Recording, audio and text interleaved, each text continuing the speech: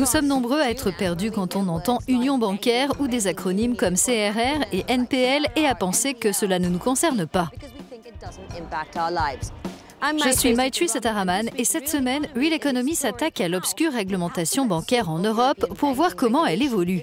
Au final, nos banques seront-elles plus sûres, plus enclines à prêter et coûteront-elles moins cher aux contribuables ? Depuis la crise, les banques traversent une période difficile et financent moins les entreprises et les particuliers. Je suis ici à Bruxelles pour voir dans quelle mesure les nouvelles règles proposées par la Commission européenne vont les encourager à participer à l'économie réelle. Voyons cela avec Valdis Dombrovskis, son vice-président en charge de l'euro et de la stabilité financière. Pouvez-vous nous dire quelles sont ces nouvelles propositions ? Premièrement, il s'agit de s'assurer que si les choses tournent mal, les contribuables ne soient pas les premiers à devoir payer pour les erreurs du secteur bancaire. Deuxièmement, on veut préserver la diversité du secteur bancaire européen et garantir l'accès au crédit pour l'économie en général. On veut aussi imposer aux banques des exigences plus sévères en matière de capitaux propres notamment. On veut s'assurer que même les plus grandes d'entre elles, les établissements d'importance systémique mondiale, aient des ressources propres suffisantes pour que la situation soit réglée en cas de défaillance. Dans le même temps, nous cherchons à faciliter l'octroi de prêts, en particulier aux petites et moyennes entreprises. Qu'est-ce qui pourrait rassurer les citoyens sur la volonté des banques à accorder des prêts ? Certaines propositions spécifiques comme le ratio de levier, le ratio de financement net stable ou encore la révision fondamentale du portefeuille de négociation sont là pour réduire les risques dans le secteur bancaire. Et tout en réduisant les risques, il faut aussi voir comment faciliter l'attribution de prêts.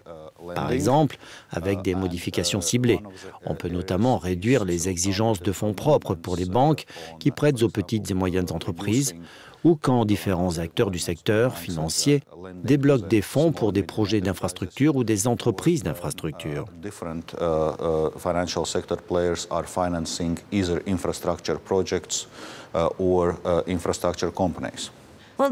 Ces propositions ont été faites après consultation des banques européennes, des établissements qui ont passé ces dernières années à répondre aux exigences réglementaires des fameux tests de résistance et sur les montants demandés de capitaux propres. Mais les PME ont encore du mal à obtenir des prêts et les investisseurs semblent encore préoccupés par la santé des banques. Guillaume Desjardins a voulu savoir pourquoi.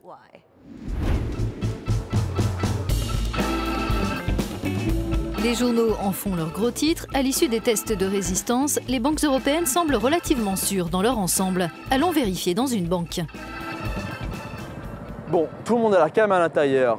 Mais alors j'aimerais comprendre pourquoi les investisseurs s'affolent autant. Depuis le début de l'année, les valeurs bancaires jouent au yo-yo sur les marchés. Parmi les motifs d'incertitude, il y a bien sûr les élections, les fluctuations du prix du pétrole et les tendances macroéconomiques, mais aussi les répercussions éventuelles des amendes infligées aux plus grandes banques européennes. Ici, on regarde à l'intérieur des banques. Leur résultat est dans le vert. La rentabilité des banques est bien en dessous, je dirais, des données que nous avions précédemment. Pourquoi ?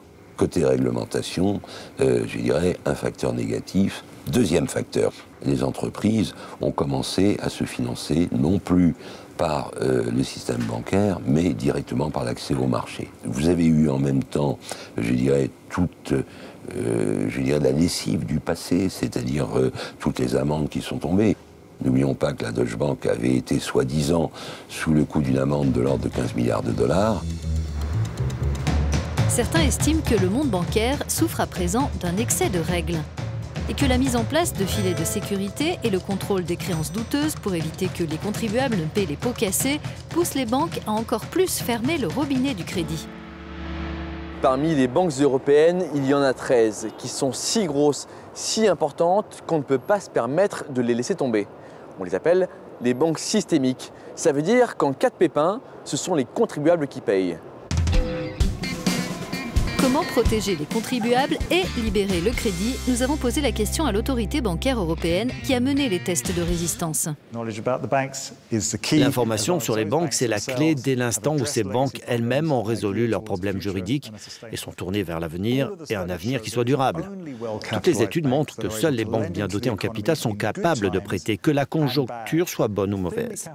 Une banque faiblement capitalisée ne peut pas prêter, sauf par des effets de levier excessifs, ce qui est extrêmement volatile, risqué et peut finir par nuire à l'économie. Avec sa réforme bancaire, la Commission veut renforcer la capacité de résistance des banques et appliquer certaines contraintes de façon plus proportionnelle pour qu'elles s'impliquent davantage dans l'économie réelle. Nous sommes toujours avec le vice-président de la Commission, Valdis Dombrovskis. Certains estiment que vos propositions vont forcer les banques à lever des milliards d'euros via des augmentations de capital. Seront-elles encore moins incitées à prêter et comment les gouvernements nationaux réagissent-ils ? Tout d'abord, il est clair que pour que les banques injectent des fonds dans l'économie réelle, elles doivent aussi attirer des financements au préalable. La proposition sur la capacité totale d'absorption des pertes vise à faire en sorte que les banques lèvent des fonds de manière à ce qu'en cas de défaillance, on sollicite les créanciers eux-mêmes. Elles doivent avoir un matelas suffisant de liquidités stable et disponible pour éviter, en cas de problème, de se tourner vers les contribuables pour financer un plan de sauvetage. C'est ce qu'on appelle le bail-in par opposition au bail-out.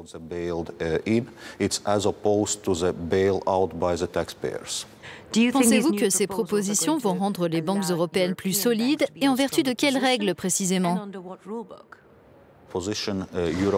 La démarche de l'Europe avec cette mise en œuvre de la réforme de Bâle III ne doit pas aboutir à un relèvement substantiel général des exigences de fonds propres. Nous devons tout d'abord avoir un système bancaire fort et stable et ne pas revenir au modèle que nous avions avant la crise, où il y avait beaucoup de dérégulation et des banques qui prenaient des risques excessifs.